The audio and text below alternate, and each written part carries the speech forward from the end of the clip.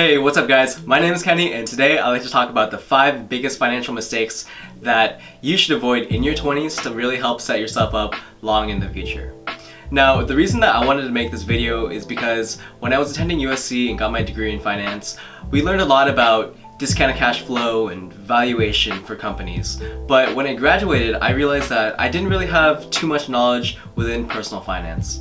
Now, this is something that I really wanted to just learn more about, as I realized that I was making a lot of big beginner mistakes that I could have avoided had I known about these things.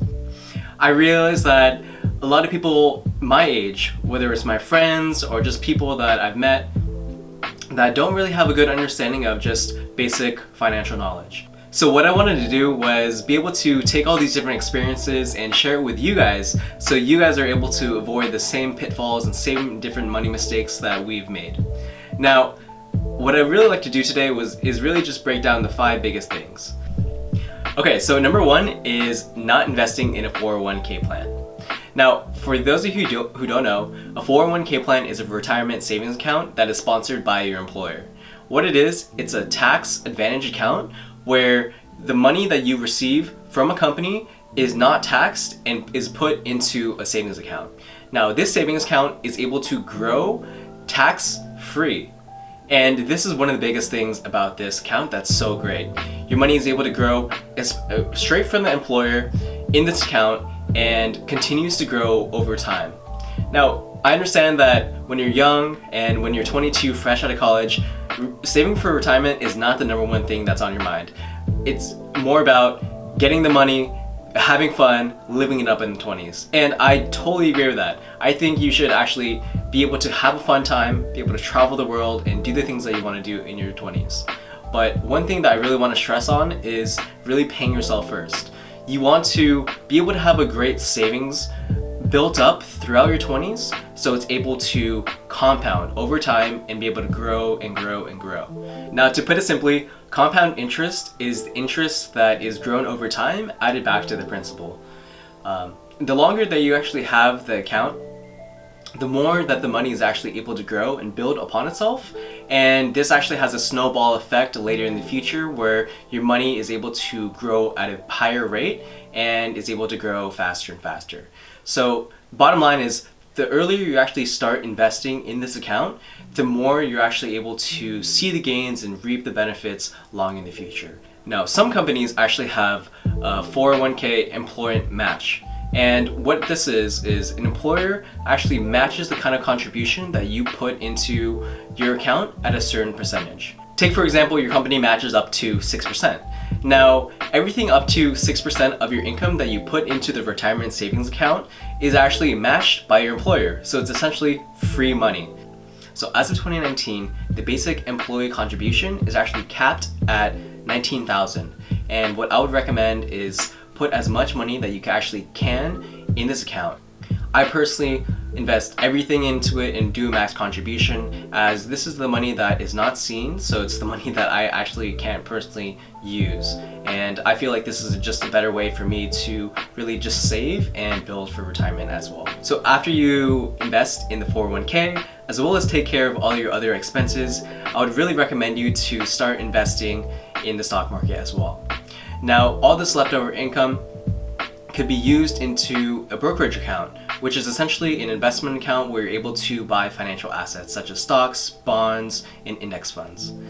What I personally like using is Charles Schwab, and what I do is buy low-cost ETFs where I'm able to actually track the S&P 500 as well as any other large indexes. And this is something that I really like doing, as the S&P 500 has seen a return of about 8 to 9% year over year. It's something really easy where I can just automatically set it up into my bank account. It withdraws money and is actually able to just invest into these accounts, and I'm able to see my current investments just continue to grow over time.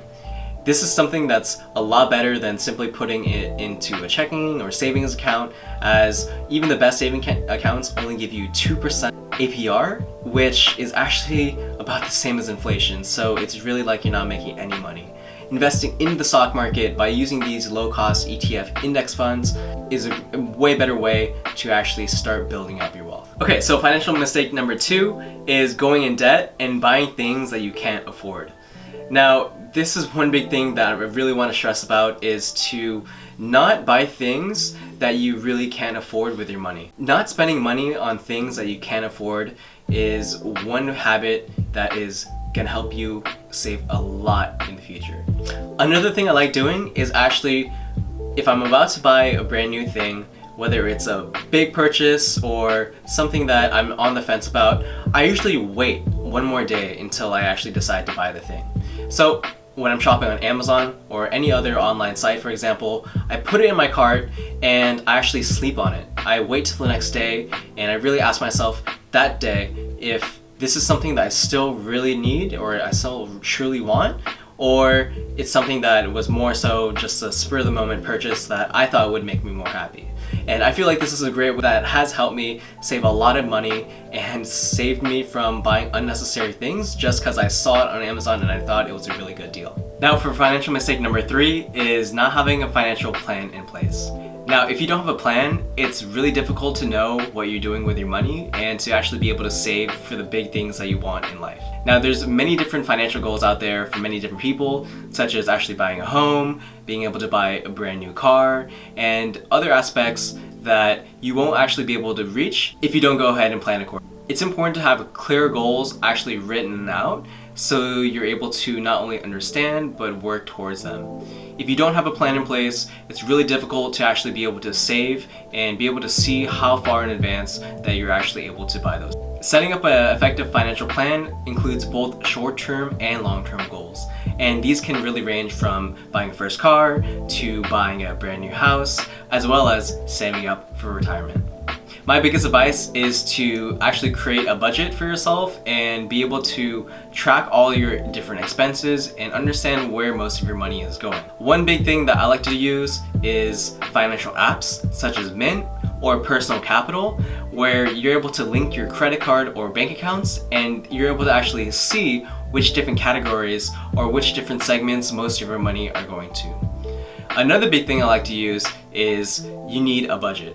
You Need a Budget is one of the best ways for me to track how I want to spend my money, and it's a totally free platform that anyone can get started with. One big recommendation that I could give in actually creating your short-term and long-term goals is to really focus on what the most important things are right now for you. Really focus on some of the biggest goals and dreams that you want and actually budget and plan accordingly.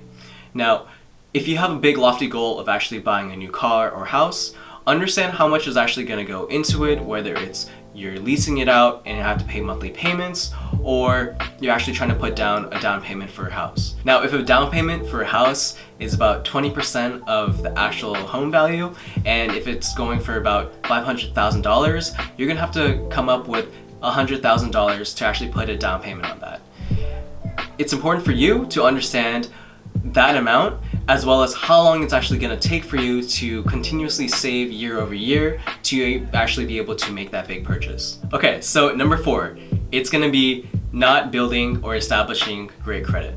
In addition to existing student loans that many different college students have to deal with, many 20-somethings are very prone to go into credit card debt. Now, credit card debt is one of the worst ways to go into debt, as the kind of interest or APR that's built off that debt is just insane. I see a lot of different people who go into credit card debt and really dig themselves into this hole, which is really hard to get themselves out of. Now, one big thing is credit cards are a great resource for you to not only build credit, but also gain a lot of different benefits and rewards from it. But one big thing is to really not be careless with it. Credit card debt can be crippling to your financial health as well as your credit score, which actually does play a huge factor in many of the different big financial decisions that you make later in life.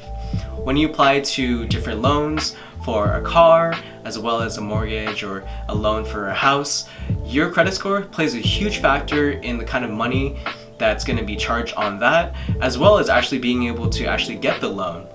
It's very important to pay off your credit card every single month, as well as keep your credit utilization under 30%. That's essentially the credit line that they extend out to you. Let's say, for example, Chase gives me a credit line of $10,000. I should always keep the balance under $3,000 for every single month. Now, by doing this, it will not only help me grow my credit score, but when it is time for me to actually apply for a big loan or try to make any big purchase, it'll get me the best rates possible, which will save me a lot of money in the long run. And the last mistake is to not invest in yourself.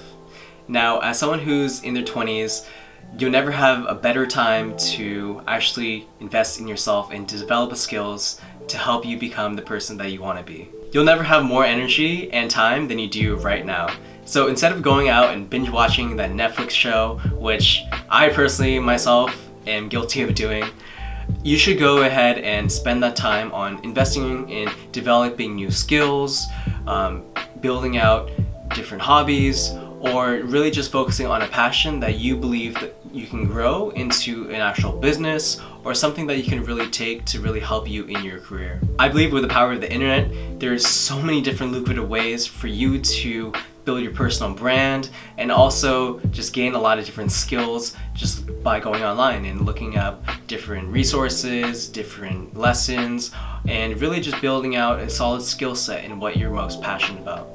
I believe that with the internet and being able to have your voice be heard on platforms such as YouTube, on different podcasts, creating a blog, there's so many different avenues that you're able to express yourself and also be able to be heard by a community of people that actually care about the certain things that you are into as well. There's many different lucrative ways to actually build money off of the internet, such as monetization off of YouTube videos, affiliate marketing, using dropshipping and FBA on Amazon. There's a plethora of information about how you're able to start an online business, and I really just recommend anyone watching to spend that time to actually invest in yourself and be able to take this time that you have right now and invest in it and continue to work on it. We have so much time now, and there's so much information at the tip of our fingertips that we now have the power to actually be able to go out and create the life that we really want to live.